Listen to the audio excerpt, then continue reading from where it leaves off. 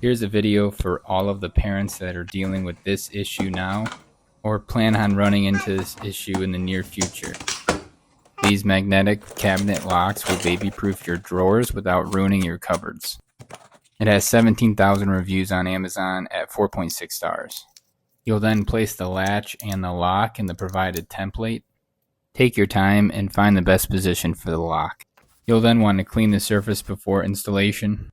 Remove both the adhesive backings. Then place the lock on the inside top edge of your cabinet and press firmly.